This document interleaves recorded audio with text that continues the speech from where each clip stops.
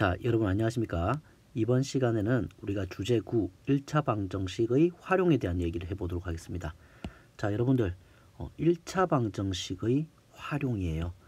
1차 방정식까지는 우리가 지난 시간까지 이제 잘 주어진 1차 방정식이 있으면 그것의 해를 구하는 것, 그것을 잘 해봤죠. 근데 이 활용이라고 하는 것은 우리가 실생활적인 상황에서 방정식을 1차 방정식을 구성을 해야 돼요. 이거 하는 게 여러분들이 어려워요. 1차 방정식 구성되고 나면 그것을 해를 구하는 것은 이제 여러분들이 좀 익숙해졌어요. 근데 우리가 이 방정식을 구성하는 것, 이것이 아직 익숙하지 않아서 여러분들이 이 활용의 문제를 어려워하는 친구들이 많이 있어요. 자, 같이 한번 그래서 선생님 최대한 유형을 만들어서 다뤄주도록 할게요. 이 방정식을 구성하는 유형들을 최대한 선생님이 쪼개서 유형별로 정리해 줄 테니까 잘 따라와 보시기를 바라겠습니다. 자, 봅시다. 생각 열기 미션. 자, 디오판토스라는 사람이 있어요. 이 디오판토스는 여러분들 그 방정식을 발전시키는 데 있어서 굉장히 큰 공을 한 수학자예요. 이 디오판토스가 죽고 나서 그 묘비에 글을 새겼는데 되게 특이하게 새겼어요. 어떻게 새겼냐면, 자, 같이 한번 읽어볼게요, 얘들아. 이 무덤 아래 디오판토스 잠들다. 이 경의에 찬 사람은 여기 잠든 이의 기회를 빌려 여기에 그의 나이를 적는다. 그는 인생의 6분의 1을 소년으로 지내고 그 이후 일생의 12분의 1을 보내고 수염을 길렀다. 또 그 후 결혼하여 일생의 7분의 1이 지나고 5년 후 아이를 낳았다. 슬프구나. 그 아이는 사람들의 사랑과 보살핌 속에 아버지 생애의 절반을 살고 세상을 떠나고 말았다. 이 슬픈 시련을 견디며 지내기를 4년. 아비 또한 이 땅의 삶을 마쳤다. 자, 보통 이제 묘비에 몇 세까지 살았다 이런 말을 쓰는데 굉장히 복잡하게 그걸 말해놨죠.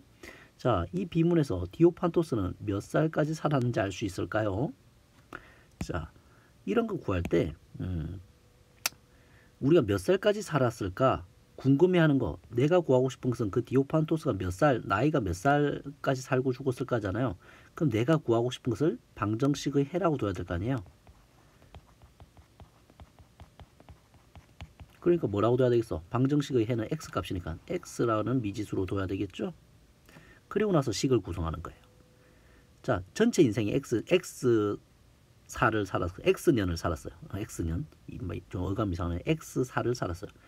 자, 인생의 6분의 1을 소년으로 살았으니까 x의 6분의 1이니까 파란색으로 할까요? 너무 시뻘겋네요. 자, x의 6분의 1 x죠. 6분의 1을 소년으로 지내고 됐죠. 그 후 12분의 1을 보내고, 자, 그 다음에 자기 인생의 12분의 1을 보내고 수염을 길렀다. 또 그 후 결혼하여 일생의 7분의 1이 지나고, 자기 일생은 x잖아요. 그것의 7분의 1을 지내고 5년 후, 이제 여기서는 그냥 5년이 지났으니까 5라고 더해주면 되겠죠. 아이를 낳았다. 그런데 그 아이가 아버지 생의 절반, 그러니까 아버지 생에는 x잖아요. 그것의 절반이니까 2분의 1을 더 살았죠. 그리고 나서 세상을 떠났대요. 그러면 이게 아버지 전체의 생이잖아요. 아버지 전체의 생일은 뭐였어요? x였잖아요. 는 x. 방정식 만들어졌습니까? 이게 바로 방정식이죠. 디오판토스의 나이를 구하는 방정식이네요. 맞습니까? 자, 그러면 이거 여러분들 구하는 거 어려워요? 안 어려워요? 막 어렵다는 친구들도 있을 거고, 우린 등식의 성질을 이용하면은 뭐 조금 지저분하긴 하지만 구할 수 있겠죠. 자, 공통분모 뭐요? 6, 12, 7, 2. 자, 분수니까 이 분수 없애려면 양변에 6, 12, 7, 2의 최소 공배수를 곱해주면 분모 다 없어지죠. 한번 해볼까? 지금 그거 하는 시간 아니니까 그거는 여러분들이 해보세요. 양변에 6, 12, 7, 2의 최소 공배수 구해가지고 곱해가지고 계산 곱해주면 분수는 다 없어지겠죠. 그래서 계산해봐요. 여러분들이 해보는 걸로 여기서는 생략할게요. 하여튼 방정식을 구성했죠. 자, 여기에 여러분들이 1차 방정식을 푸는 1차 방정식의 활용 문제를 푸는 절차가 나와 있는 거예요. 가장 먼저 선생님이 뭐 했어요? 구하고 싶어 하는 거 몇 살까지 살았냐라고 했을 때 그것을 방정식의 해라고 칭하면서 미지수 x로 처리했죠. 그래서 제일 먼저 해야 될 것은 뭐예요? 그렇죠. 미지수를 정해야 되는 거예요. 미지수 x, 내가 구하고자 하는 것, 문제의 뜻을 파악한 다음에 구하려고 하는 것을 뭐로 취급해라? 미지수 x로 놓는다. 됐습니까? 그게 미지수 정하기가 제일 먼저 해야 될 일이고, 자, 그 다음엔 그 미지수를 가지고 선생님이 뭐 했어요? 자, 1번 뭐 했다고? 미지수를 정했죠. 그 다음 두 번째는 그 미지수를 이용해 가지고 방정식을 세웠네요. 그죠? 그래서 두 번째 선생님 한 거는 뭐예요? 방정식을 세웠어요. 자, 그 다음에는 우리가 그동안 공부했던 거, 이전 차시에서 공부했던 거, 식이 세워졌으니까 뭐 할 수 있어요? 이제 방정식을 풀면 되죠. 그 다음에 구한 x 값이 이 문제 상황, 이건 활용 문제이기 때문에 이 문제 상황, 실생활 상황에서 맞는 해인지를 한 번 더 확인하고 맞으면 그것을 답으로 하면 되겠죠. 자, 그런데 활용 문제는 여러분들 놓치기 쉬운 게 뭐냐면 방정식의 해를 구하는 것은 그냥 수잖아요. 그런데 이 실생활 문제에서는 예를 들어서 답이 x는 7이라고 하는 게 나왔어. 그런데 얘가 만약에 7km인지 뭐 7m인지 7g인지 7kg인지 7초인지 뭐 이런 것들을 표현해 줘야죠. 즉 단위를 꼭 써줘야만이 문제 상황에서 이 구한 답이 얼마인지를 헤아릴 수가 있겠죠. 그래서 단위를 여러분들이 뭐 하면 안 돼? 빼먹으면 안 된다라는 것도 좀 기억을 하세요. 자, 그래서 1차 방정식을 푸는 절차, 처음에 뭐 한다? 미지수를 정한다. 그래서 미지수를 가지고 뭘 세운다? 방정식을 세운다. 방정식을 세워서 뭐 한다? 그 방정식을 풀어야겠죠. 그 다음에 그 문제 실생활 상황, 문제 상황에 맞는지 그 답이 맞는지 단위를 확인하고 답을 결정한다. 이 방향으로 여러분들이 1차 방정식의 활용 문제를 처리하는 가장 공통 기준이 되겠습니다.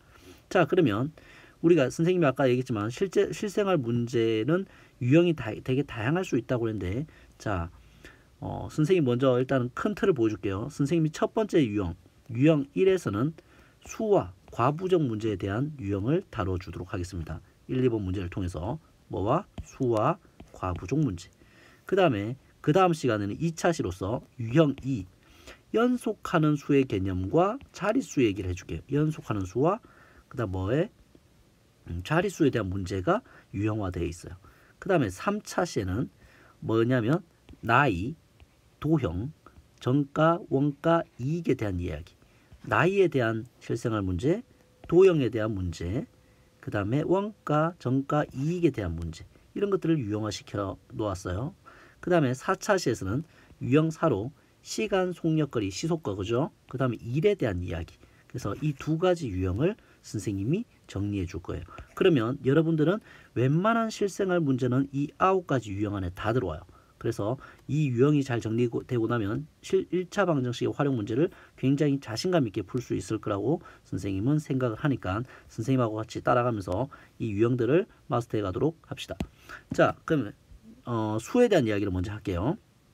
가장 기본적인 실생활 문제예요. 1차 방정식에서 어떤 수의 3배에서 4를 뺀 수가 5일 때 다음 물음에 답하여라 라고 하고 있죠.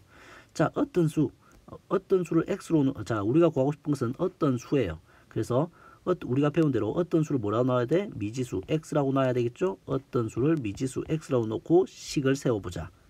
자, 그러면 방정식을 세워볼게요. 그러면 어떤 수의 몇 배? 3배. 어떤 수의 3배라고 하니까 뭐라고 하면 그 어떤 수 x에다가 3을 곱하면 3배가 되겠죠. 거기서 뭐를 뺀 수? 4를 뺀 수가 뭐다? 5다라고 했죠. 그러면 지금 식이 세워졌습니까? 이렇게 식이 세워졌죠. 간단한 1차 방정식이 나왔죠. 그냥 문제 어떤 미지수를 설정한 다음에 문제 상황에 맞춰서 식을 구성하는 그냥 가장 기본적인 형태예요. 뭐 생각할 게 없고 그냥 시키는 대로 하면 돼요. 자, 그러면 구하라고 하는 것은 여러분들이 할 수가 있겠습니까? 이거는 많이 해봤잖아요. 마이너스 4가 넘어가면 플러스 4가 되어서 좌변은 1차항, 우변은 상수항으로 하고 그 다음에 여기 있는 개수, 항이 아니고 개수죠. 개수가 넣으면 역수로 넘어가서 9와 곱해지겠죠. 그러면 그 다음 식은 뭐가 됩니까? x는 9 곱하기 3분의 1이니까 3. 답은 3. 이렇게 구하는 거죠. 이렇게 구하면 되겠어요. 자, 그 다음에 뭐에 대한 얘기냐면 과부족 문제. 그러니까 뭐 선생님한테 사탕이 몇 개 있는데 몇 명한테 나눠주면 몇 개가 부족하고 뭐 몇 명한테 나눠주면 몇 개가 남는다 뭐 이런 식의 문제. 이런 식의 문제는 이제 그걸 과부족 문제라고 하는데 이 문제를 풀 때는 뭐냐면 몇 명의 선생님이 일단 몇 명, 9명에게 나눠주든 뭐 10명에게 나눠주든 일단 선생님이 나누어줄 뭐는 일정하다. 나누어줄 것의 개수는 선생님 나누어줄 사탕의 개수는 일정하잖아요. 선생님이 들고 있는 사탕은 똑같을 테니까.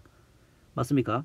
나누어주는 방법은 달라질 수 있어도 그래서 그 일정함을 이용하는 거야. 총량이 일정하다는 것을 이용할 거예요. 총 가진 양이 일정하다라고 하는 것을 이용해서 풀게요. 자, 그럼 3번을 가지고 다뤄보도록 합시다.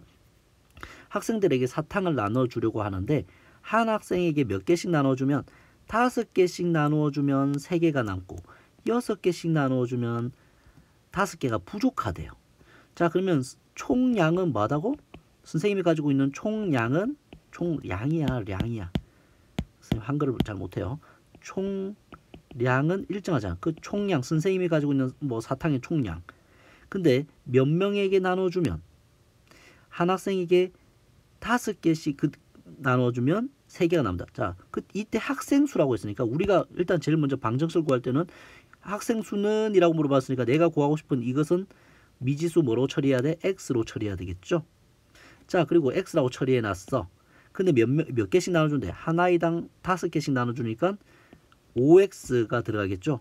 그런데 몇 개가 남는데요?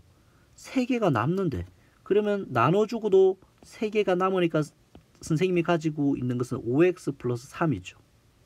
맞습니까? 근데 몇 개씩 나눠주면 6개씩 나눠주면 6x가 나간다라고 생각했을 때는 몇 개가 부족하대. 선생님이 가지고 있는 총량은 이렇게 6x만큼 나눠주기에는 몇 개가 부족해? 5개가 부족하니까 5를 뺀 만큼 가지고 있겠지.